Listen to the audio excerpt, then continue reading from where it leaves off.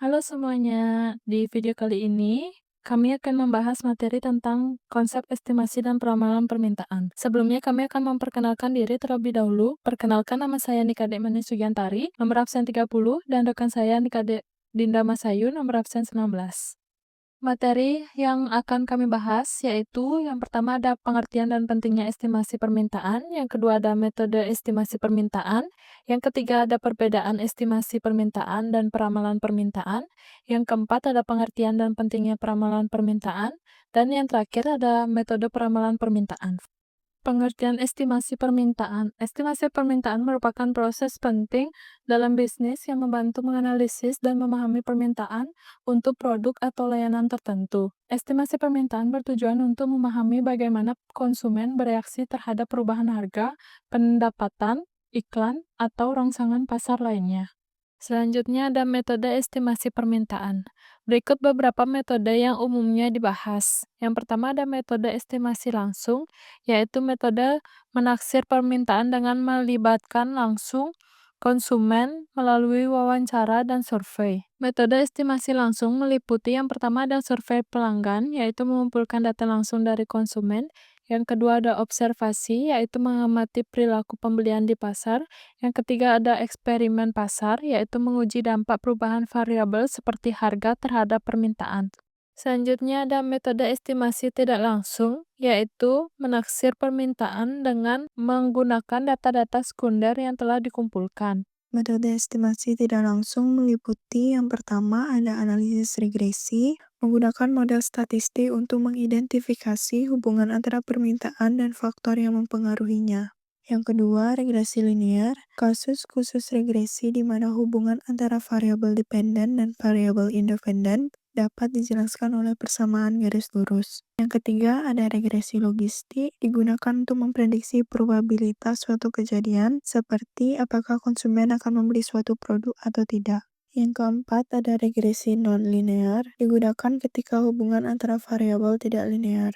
Dan yang terakhir ada regresi berganda, ketika ada lebih dari satu variabel independen yang mempengaruhi permintaan. Selanjutnya ada perbedaan estimasi permintaan dan peramalan permintaan. Estimasi permintaan digunakan untuk menganalisis seberapa besar pengaruh variabel tertentu terhadap jumlah barang atau jasa yang diminta. Sedangkan peramalan permintaan membantu perusahaan mempersiapkan produksi stok dan strategi berdasarkan prediksi kebutuhan pasar di waktu yang akan datang. Contohnya dalam sebuah perusahaan, estimasi permintaan dapat digunakan untuk memahami bagaimana perubahan harga akan mempengaruhi penjualan. Sementara peramalan permintaan dapat digunakan untuk menentukan beberapa banyak produk yang perlu diproduksi untuk memenuhi permintaan yang diharapkan. Dengan demikian, meskipun estimasi dan peramalan permintaan saling terkait, keduanya memiliki tujuan dan aplikasi yang berbeda dalam dunia bisnis. Selanjutnya ada pengertian dan pentingnya peramalan permintaan. Peramalan permintaan merupakan proses memperkirakan jumlah barang atau jasa yang dibutuhkan konsumen di masa depan berdasarkan data dan pola masa lalu. Peramalan ini digunakan untuk membantu perencanaan produksi, persediaan, dan strategi bisnis perusahaan. Adapun pentingnya peramalan permintaan yaitu membantu perusahaan menghindari kelebihan atau kekurangan produk, mengatur tenaga kerja, mempersiapkan kapasitas produksi, serta meningkatkan efisiensi operasional dan kepuasan pelanggan.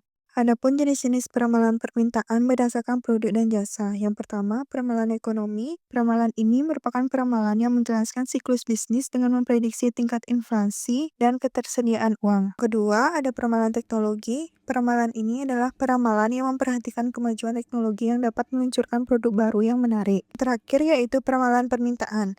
Peramalan ini adalah proyeksi permintaan untuk produk atau layanan suatu perusahaan yang dapat mengendalikan produksi. Berikutnya, ada proses peramalan permintaan produk dan jasa. Proses yang pertama yaitu penentuan tujuan.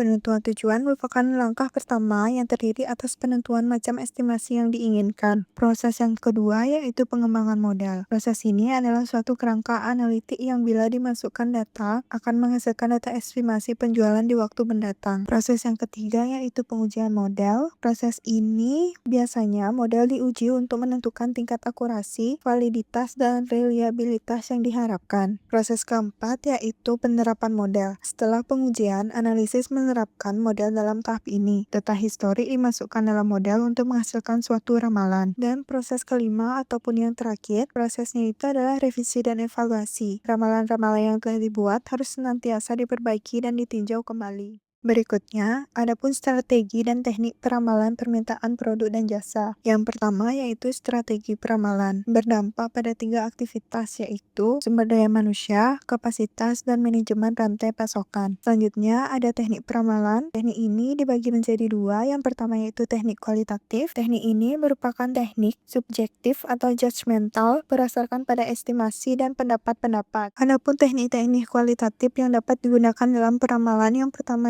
yaitu metode DLP, yang kedua riset pasar, yang ketiga analisis historis, dan yang keempat ada konsensus panel. Adapun teknik peramalan berikutnya yaitu analisis runtun waktu atau time series. Model peramalan dalam runtun waktu mencoba untuk meramalkan kejadian di waktu yang akan datang atas dasar serangkaian data masa lalu. Berikutnya ada metode peramalan permintaan. Ada beberapa macam model peramalan termasuk peramalan permintaan akan barang dan jasa yang dibedakan dengan tingkat kompleksitas dari jumlah data yang digunakan. Dan cara menghasilkan ramalan antara lain sebagai berikut. Pertama, peramalan tidak pernah 100% tepat karena masa depan penuh dengan ketidakpastian. Yang kedua, peramalan lebih akurat untuk kelompok produk dibanding produk tunggal. Dan yang ketiga, peramalan jangka pendek lebih akurat dibanding jangka panjang. Selanjutnya, ada pun 7 langkah dasar peramalan menurut Heisel 2014 yakni sebagai berikut. Yang pertama, yakni menentukan penggunaan peramalan ataupun tujuan peramalan. Dan yang kedua, memilih produk yang akan diproyeksikan.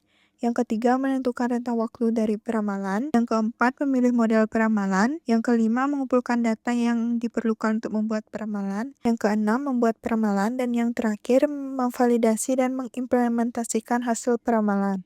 Baik, selanjutnya saya akan menyimpulkan dari materi kelompok kami. Estimasi dan peramalan permintaan adalah dua hal penting dalam pengambilan keputusan bisnis. Estimasi bertujuan memahami hubungan antara permintaan dan faktor-faktor yang mempengaruhinya, sedangkan peramalan memprediksi permintaan di masa depan. Keduanya membantu dalam strategi harga, produksi, dan pemasaran. Metodenya bisa kualitatif maupun kuantitatif, namun hasil peramalan tidak selalu akurat karena ketidakpastian. Oleh karena itu, perusahaan perlu rutin mengevaluasi dan menggabungkan metode untuk meningkatkan akurasi dan efisiensi operasional. Sekian video presentasi dari kami. Apabila ada kesalahan kata atau kalimat, mohon dimaafkan. Akhir kata kami ucapkan terima kasih. Oh iya, jangan lupa like, komen, dan subscribe. Bye!